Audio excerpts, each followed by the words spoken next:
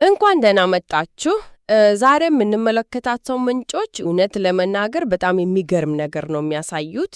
በእርግጥ ብዙዎቻችን ለየብቻ የምናውቃቸውን የመጽሐፍ ቅዱስ ክፍሎች በማይመናመን መንገድ ነው የሚያስተሳስሩት። ልክ ነው። የምንመረምረው በአራት ቁልፍ ጽንሰ ሐሳቦች መካከል ያለውን ስውር ግንኙነት ነው። እነሱም ከ10ሩ ትእዛዛት የመጀመሪያዎቹ አራቱ፣ የኢየሱስ ፈተናዎች፣ የራእይ ትንቢቶች እና የዘፍጥረቱ የዕፀ በለስ ታሪክ። የቀረቡልን ሰነዶች የሚያደርጉት በጣም የሚያስደንቅ ነገር ነው።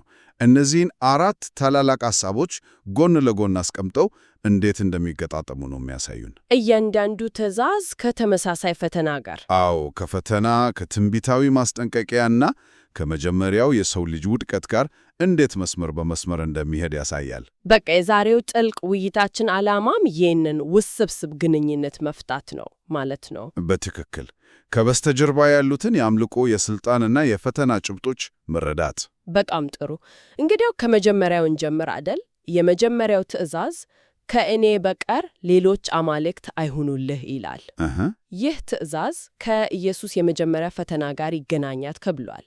ያ ፈተና ደግሞ ሰይጣን እነዚህን ድንጋዮች ወደ ዳቦነት ቀይር ብሎ የፈተነው ነው። ግንኙነቱ ምንድን ነው? እዚህ ላይ ያለው ግንኙነት በጣም መሰረታዊ ነው። በጥናቱ መሰረት ይህ ፈተና በሱር የቀረበ ጥያቄ ነው። ለጊዜያዊ የሥጋ ፍላጎትህ ስትል በእግዚአብሔር ላይ ያለህን እምነት ተው እንደማለት ነው። ረሃብህን ለማስታገስ መለኮታዊ ኃይልህን ተጠቅም። የእግዚአብሔርን ጊዜ ከመጠበጥ ውጣ የሚል ነው። የኢየሱስ መልስ ግን ሰው በእግዚአብሔር ቃል እንጂ በእንጀራ ብቻ አይኖርም የሚል ነበር። ይሄ መልስ የመጀመሪያውን ትእዛዝ ዋና ሐሳብ ነው የሚያረጋገጠው። በፍጹም በምንም ነገር ላይ ቅድሚያ ለእግዚአብሔር መስጠትን ያረጋግጣል። ይሄ በጣም ትልቅ ነጥብ ነው። ማለቴ እግዚአብሔርን ከመስማት ይልቅ ለሥጋዊ ፍላጎት ቅድሚያ መስጠት፣ እሱ ራሱ የመጀመሪያውን ትእዛዝ መጣስ ነው እያለን ነው። በትክክል። በሌላ አነጋገር ረሃብ ወይም ሌላ ማንኛውም የሥጋ ፍላጎት በራሱ ሌላ አምላክ ሊሆን ይችላል። ፍላጎቱ ራሱ አምላክ ይሆናል። ቅድሚያ የምትሰጠው ነገር አምላክህ ነው የሚለውን መርህ ነው የሚያሳየው። እናም ነገሩ ይበልጥ አስገራሚ የሚሆነው ይህንን ከራእይ መጽሐፍ ጋር ስናገናኘው ነው። በራእይ 14 ላይ የመጀመሪያው መልአክ ሰማይንና ምድርን ባሕርና የውሃ ምንጮችን ለፈጠረው ስገዱ የሚል ቀጥተኛ ጥሪ ሲያቀርብ እናያለን። ዋው! ስለዚህ በአንድ በኩል ለዳቦ ስትል እምነትህን አተው የሚል ፈተና አለ። በሌላ በኩል ደግሞ ዳቦውን ሳይሆን ዳቦውን የፈጠረውን አምላክ አምልክ የሚል ትእዛዝና ትንቢት አለ። በጣም ግልጽ የሆነ ተቃራኒ ነው። ልክ ነው።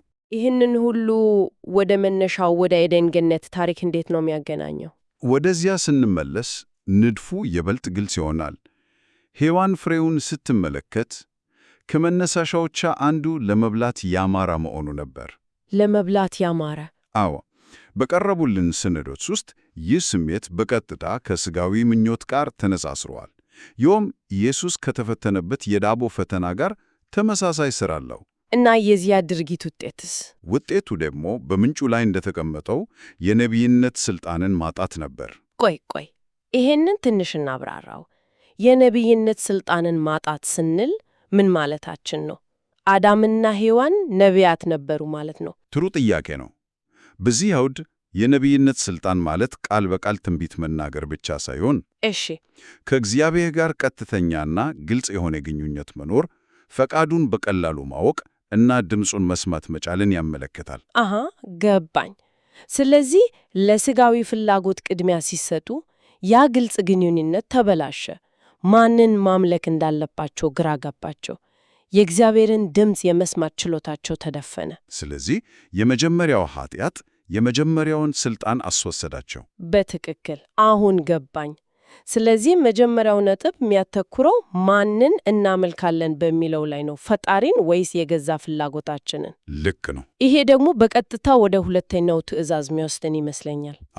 ወደ እንዴት እናመልካለን። ሁለተኛው ትእዛዝ ለራስህ የተቀረጸውን ምስል አታድርግ፣ አሰግደላቸው፣ አታምልካቸውም ይላል።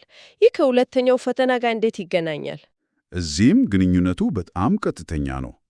ሰይጣን ኢየሱስን ወደ ረጅም ተራራ ወስዶ የዓለምን መንግሥታትና ክብራቸውን በሙሉ በአንድ ቅጽበት አሳየው። እናም ወድቀህ ለእኔ ብትሰግድልኝ ይህን ሁሉ እሰጥሃለሁ ይላል። ልክ የመጀመሪያው ፈተና በሱር ነበር። ይሄኛው ግን ግልጽ የሆነ የስግደት ጥያቄ ነው። ይሄ ግን በጣም የሚገርም ነው። የመጀመሪያው ፈተና ረቂቅና በውስጣዊ ፍላጎት ላይ ያተኮረ ነበር።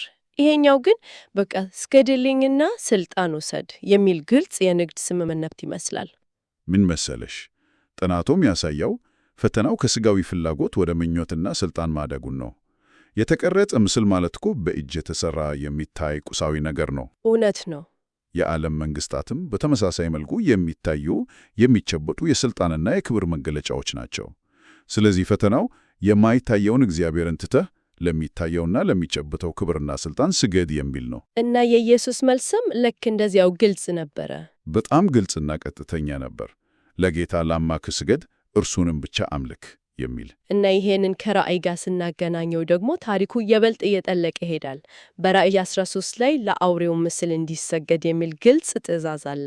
አዎ፣ ትእዛዝና ማስጠንቀቂያም ጭምር። ስለዚህ የተቀረጸ ምስል ማምለክ እና ለአውሬው ምስል መስገድ አንድ አይነት የመንፈሳዊ ክህደት መገለጫዎች ናቸው ማለት ነው። በፍጹም።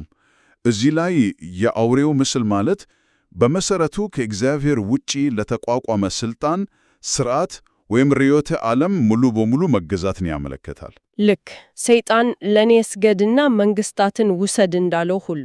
በትክክል። ይህንን ወደ ዕፀ በለስ ታሪክ ስንመልሰው ሔዋን ፍሬውን እንድትበላ ካደረጓት ምክንያቶች ሁለተኛው ለዓይን ያስጎምጅ መሆኑ ነው። ለዓይንም ያስጎምጅ። ይሄ ከዓይን አምሮት ጋር ይገናኛል ማለት ነው። አዎ፣ በቀጥታ ይገናኛል። የዓይን አምሮት ማለት በዓይን በማየት የሚመጣ ስስት፣ ምኞትና የባለቤትነት ፍላጎት ነው። የሰይጣን ፈተናም እኮ ያየሁን ሁሉ ሰጥሃለሁ ነው የሚለው። ልክ።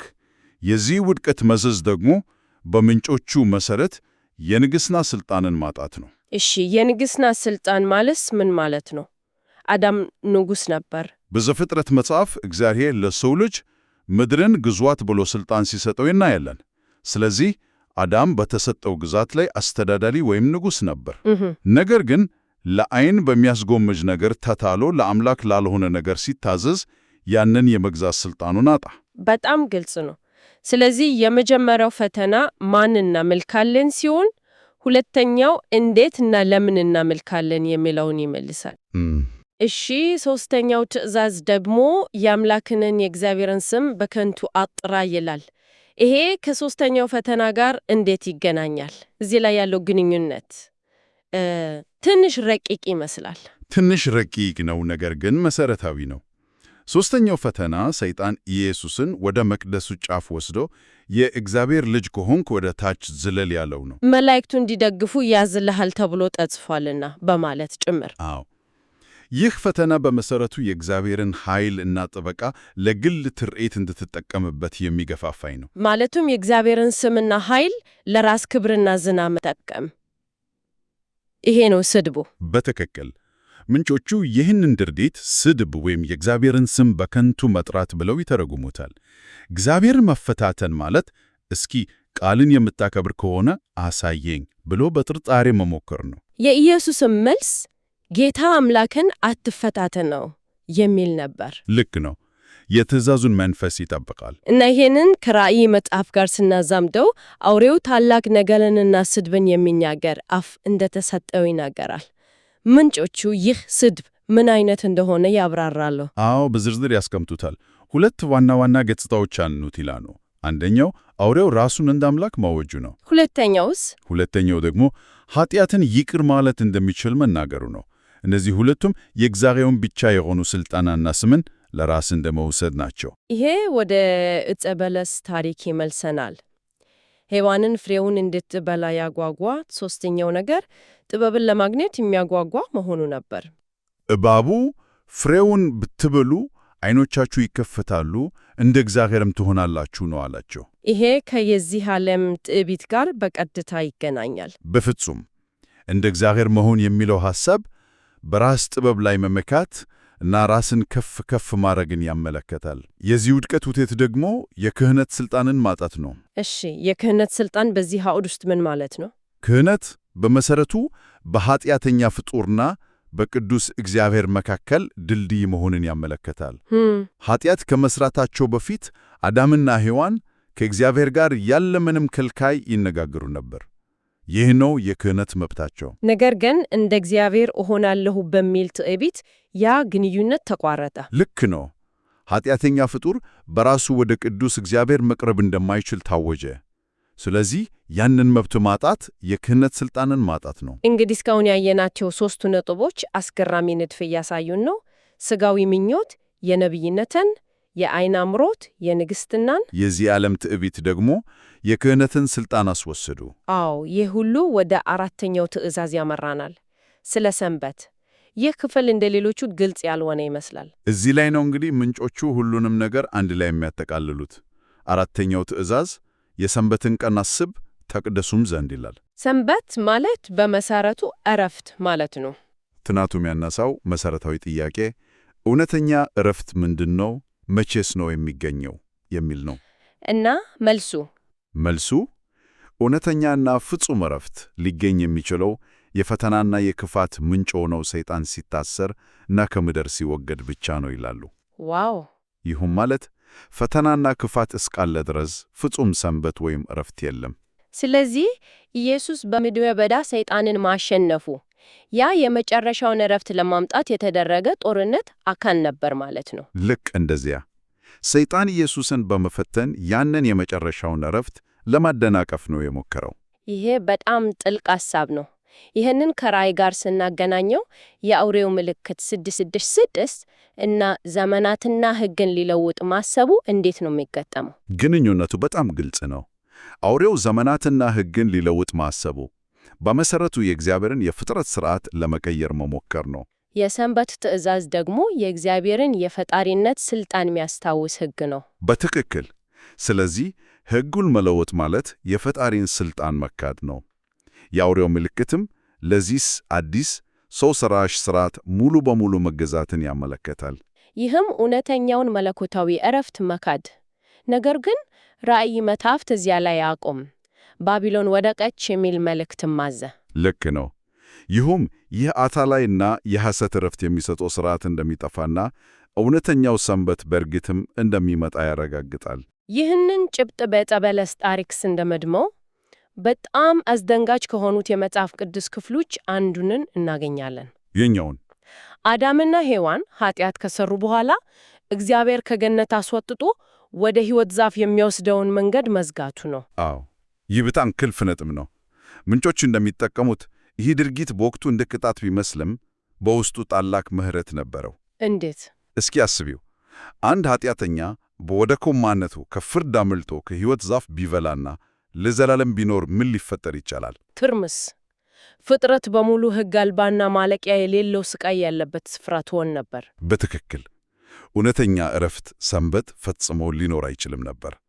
ስለዚህ ከገነት መባረራቸው ለፍጥረት ሁሉ ዘላቂ እረፍት እንዲኖር የተወሰደ እርምጃ ነበረ። ስለዚህ ዛሬ የተመለከትናቸው ሰነዶች በአራቱ ትእዛዛት፣ በፈተና፣ በትንቢት እና በውድቀት መካከል ያለውን ውስብስ የግንኙነት መረብ ነው ያሳየን።